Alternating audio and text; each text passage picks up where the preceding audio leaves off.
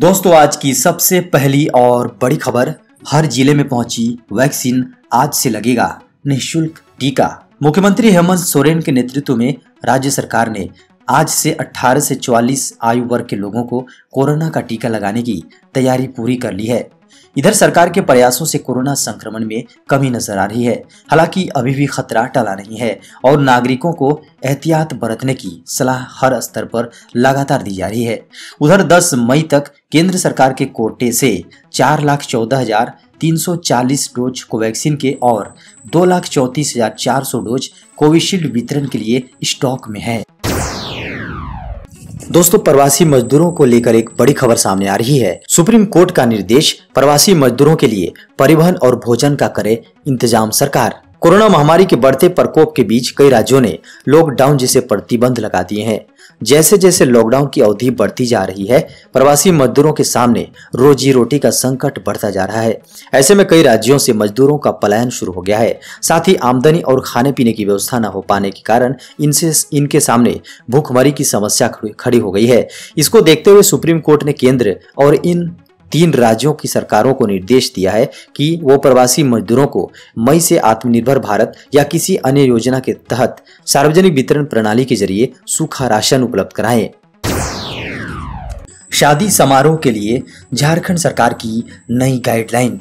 झारखंड सरकार ने कोरोना संक्रमण के बढ़ते मामलों को देखते हुए राज्य में लागू स्वास्थ्य सुरक्षा सप्ताह को 2 सप्ताह के लिए और बढ़ा दिया है। साथ ही सख्ती और बढ़ा दी है। 16 मई की सुबह 6 बजे से लागू होने वाली इन पाबंदियों में सबसे ज्यादा सख्ती शादी समारोह में लगाई गई है।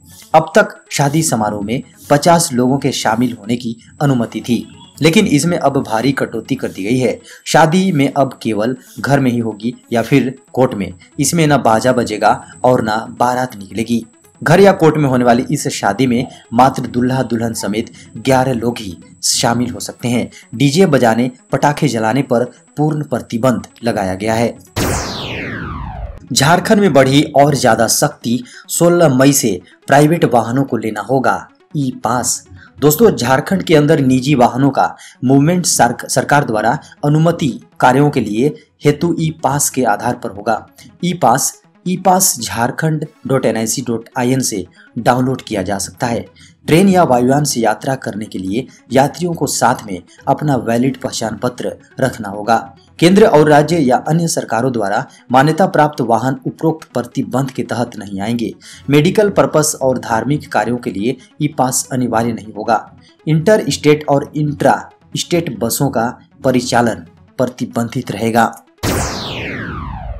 2 से 18 साल की उम्र के बच्चों के लिए भी जल्द तैयार हो जाएगा वैक्सीन। कोरोना की दूसरी लहर से जूझ रहे भारत में अब तीसरे लहर से बच्चों को बचाने की तैयारी शुरू हो गई है। कोरोना कहर के बीच ऐसा कहा जा रहा है कि इसकी तीसरी लहर में सबसे अधिक बच्चे प्रभावित होंगे। यह चिंता इसलिए भी बढ़ जाती है क्योंकि बच्चों के लिए देश में अब तक एक भी वैक्सीन नहीं है।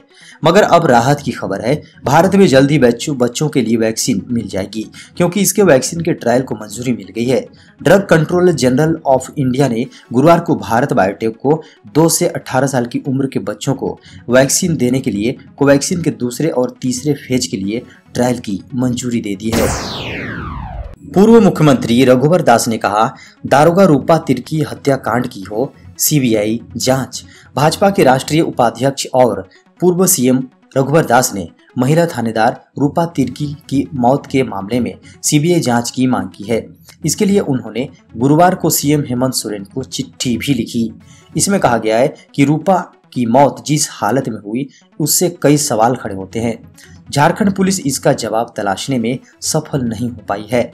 अब तक पुलिस की जांच उल्टी दिशा में है और कई तथ्यों पर पर्दा डालने में लगी है। ऐसे में सीबीआई जांच से ही वास्तविकता सामने आ सकेगी। महामारी में अनाथ हुए बच्चों का ध्यान रखेगी सरकार, गोद लेने वालों को मिलेगी प्रोत्साहन राशि।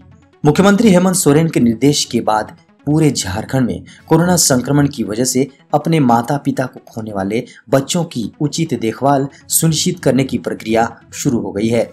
सरकार का प्रयास होगा कि जिन बच्चों ने संक्रमण के कारण अपने माता पिता को खो दिया है वे शोषण या बाल तस्करी में न फंसे। मुख्यमंत्री के निर्देश के बाद रांची जिला प्रशासन ने भी अन्य जिलों की तरह चाइल्ड केयर हेल्पलाइन जारी किया है। जिला कल्याण पदाधिकारी द्वारा निगरानी की जाने वाली चाइल्ड केयर हेल्पलाइन में ऐसे मामलों को देखने और तत्काल सहायता प्रदान करने के लिए एक समर्पित टीम गठित की गई है। इस आपदा के कारण अनाथ हुए बच्चों की सूचना प्रशासन द्वारा जारी हेल्पलाइन नंबर पर दी जा सकती है। गांवों में कोरोना संक्रमण रोकने के लिए राज्य सरकारें अलर्ट। ऐसे में जब कोरोना वायरस महामारी की लहर धीरे धीरे ग्रामीण इलाकों की ओर बढ़ रही है, कई राज्यों ने पंचायती राज इकाइयों द्वारा स्वघोषित लॉकडाउन, प्रवासियों के आंकड़े जुटाने, बीमारों को मुफ्त ऑनलाइन परामर्श मुहैया कराने सहित कई पहल की हैं। सरकारी खबरों को माने तो गांवों में कोरोना को फैलने से रोकने के लिए कई राज्यों ने केंद्र से मशविरा करके कदम उठाए हैं। मॉनसून से पहले सभी जिलों में किसानों को 50% अनुदान पर मिलेंगे धान के बीज। झारखंड सरकार ने मॉनसून की शुरुआत के पहले राज्य के सभी जिलों में किसानों को धान के बीज उपलब्ध कराने का लक्ष्य निर्धारित किया है। उन्हें 50% अनुदानित दर पर इसे उपलब्ध करा दिया जाएगा। कृषि मंत्री बादल पत्रलेख ने गुरुवार को इस संबंध में एक वीडियो संदेश जारी किया। उन्होंने कहा कि राज्य सरकार ने 25 मई के पहले संताल परगना प्रमंडल के 6 जिलों दुमका, जामताड़ा, साहेबगंज, गोड्डा, पाकुड़ और देवघर में धान का बीज उपलब्ध कराने की योजना बनाई है। इसके अलावा कोल्हान प्रमंडल के 3 जिलों पूर्वी सिंहभूम, पश्चिमी सिंहभूम और सरायकेला खरसावां को भी यानी कुल 9 जिलों में किसानों को धान बीज उपलब्ध कराने की योजना है। बादल पत्रलेख के अनुसार किसानों को 50% अनुदानित दर पर लैंप्स, पैक्स और कोऑपरेटिव के माध्यम से समय पर धान का बीज प्राप्त कर लेना चाहिए। कोविशील्ड की 2 डोज के बीच बढ़ा अंतराल, अब 12 से 16 सप्ताह के बीच लगेगा। कोविशील्ड वैक्सीन की 2 डोज के बीच अंतराल को बढ़ाकर 12 से 16 सप्ताह कर दिया गया है। कोविड वर्किंग ग्रुप ने कोविशील्ड की डोज के बीच अंतराल को बढ़ाने की मंजूरी दे दी है। सरकार ने कई विशेषज्ञों और डॉक्टरों से इस बारे में सलाह मशवरे किया था। सरकार ने जानकारी दी है कि पिछले 3 दिनों में देश में कोविड-19 के मामलों और संक्रमण दर में कमी आई है।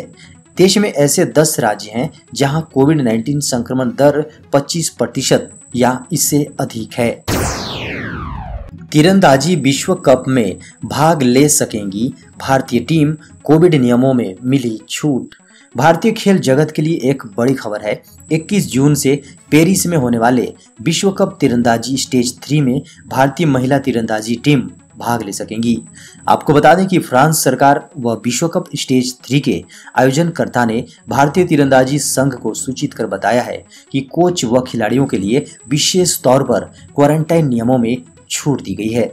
खबरों को माने तो कोरोना संक्रमण के कारण फ्रांस में भारत को रेड लिस्ट में, जी हां, फ्रांस ने भारत को रेड लिस्ट में डाल रखा है। यहां से जाने वाले किसी भी यात्री को 10 दिनों तक क्वारंटाइन होना पड़ता है, मगर खिलाड़ियों को इस नियम से छूट मिली है। RT-PCR टेस्ट नेगेटिव होना ही काफी है। दोस्तों, सिमडेगा से एक बेहद दुखद खबर सामने आ रही है। 10 साल के बच्चे की नदी में डूबने से मौत। नहाने के क्रम में देव नदी में डूबने से 10 साल के एक बच्चे की गुरुवार शाम मौत हो गई। बच्चा अपने दोस्तों के साथ देव नदी में नहाने के लिए गया था। बच्चे ने डुबकी लगाई, फिर वो काफी देर तक बाहर नहीं निकला। उसके दोस्तों ने भी उसे ढूंढा पर वो नहीं मिला। इसके बाद उसके परिजनों को सूचना दी गई। परिजनों ने बच्चे के शव को नदी से बाहर निकाला। इधर घटना की सूचना के बाद पुलिस ने शव को पोस्टमार्टम के लिए भिजवा दिया है। बन्ना गुप्ता ने दिया सभी जिलों में ऑक्सीजन बैंक बनाने का निर्देश। हर जिले में ऑक्सीजन बैंक खुलेगा, इस दिशा में पहल तेज हो गई है। स्वास्थ्य मंत्री बन्ना गुप्ता ने इस दिशा में पहल की है। गुरुवार को स्वास्थ्य विभाग को निर्देश दिया है कि सभी डीसी के माध्यम से सुनिश्चित करें कि प्रत्येक जिला मुख्यालय में आइसोलेशन में इलाजरत मरीजों को आवश्यकता अनुसार ऑक्सीजन मिले। इसके लिए ऑक्सीजन बैंक बनाएं। साथ ही उन्होंने निर्देश दिया कि नियंत्रण कक्ष में किसी वरीय अधिकारी की नियुक्ति कर संचालक और प्रबंधक का दायित्व सौंपे। ऑक्सीजन बैंक का प्रचार प्रसार सुनिश्चित करें। श्री बन्ना गुप्ता ने आदेश जारी कर कोविड-19 में कार्य करने वाले अंतिम वर्ष के PG मेडिकल छात्र, एमबीबीएस चिकित्सक, intern medical students, final year students, BSc nursing, GNM, BDS के लिए खास पहल की है। उनके लिए प्रतिदिन प्रति शिफ्ट की दर निर्धारित करते हुए सेवा लेने का निर्देश दिया है। 20 राज्यों में पॉजिटिविटी रेट में गिरावट, 4 राज्यों में यह आंकड़ा 5% से भी कम। देश में पिछले कुछ दिनों से कोरोना के नए केस में गिरावट दर्ज की गई है। 20 राज्यों सहित 187 जिलों में पिछले 2 सप्ताह से मामलों में कमी देखी जा रही है। उक्त बातें केंद्रीय स्वास्थ्य मंत्रालय के संयुक्त सचिव लव अग्रवाल ने कही। अग्रवाल ने गुरुवार को बताया कि 24 राज्य ऐसे हैं जहां 15% से अधिक पॉजिटिव केस हैं। 5% से 15% के बीच केस वाले 8 राज्य हैं, जहां 4 राज्य ऐसे हैं जहां 5% से भी कम पॉजिटिविटी रेट है। अग्रवाल ने बताया कि नए केस में लगातार गिरावट देखी जा रही है, जो एक अच्छी खबर है। सरकार का बड़ा ऐलान, अगले हफ्ते से रूसी वैक्सीन स्पुतनिक भी होगी बाजार में उपलब्ध। दोस्तों, भारत में वैक्सीन को लेकर जारी हो हल्ले के बीच सरकार ने ऐलान किया है कि रूस की वैक्सीन स्पुतनिक अगले हफ्ते से बाजार में उपलब्ध हो जाएगी। नीति आयोग के सदस्य डॉक्टर वीके पॉल ने गुरुवार को कहा कि अगले हफ्ते से लोगों को स्पुतनिक का टीका लगाया जा सकता है। रूस की इस वैक्सीन का उत्पादन जुलाई से भारत में शुरू हो जाएगा। उन्होंने कहा कि स्पुतनिक वैक्सीन भारत में पहुंच गई है। मुझे यह कहते हुए खुशी है कि हम उम्मीद करते हैं कि अगले हफ्ते से यह बाजार में उपलब्ध रहेगी। हम यह भी आशा करते हैं कि रूसियाई वैक्सीन की सीमित मात्रा में बिक्री अगले हफ्ते से शुरू हो जाएगी। यूपीएससी का बड़ा फैसला स्थगित किया गया। 27 जून को होने वाला सिविल सर्विस प्रीलिम्स एग्जाम। संघ लोक सेवा आयोग ने सिविल सेवा प्रीलिम्स परीक्षा को स्थगित कर दिया है। सिविल सेवा प्री परीक्षा का आयोजन 27 जून को किया जाना था। कोरोना के बढ़ते मामलों के कारण इस परीक्षा को स्थगित किया गया है। आयोग ने परीक्षा को स्थगित करने के साथ ही इसकी नई तारीख भी जारी कर दी है। अब सिविल सेवा प्री परीक्षा का आयोजन 10 अक्टूबर को किया जाएगा। यूपीएससी सिविल सेवा में इस साल 712 और भारतीय वन सेवा परीक्षा में 110 वैकेंसी हैं। यह परीक्षा देश के विभिन्न परीक्षा केंद्रों पर आयोजित की जाएंगी।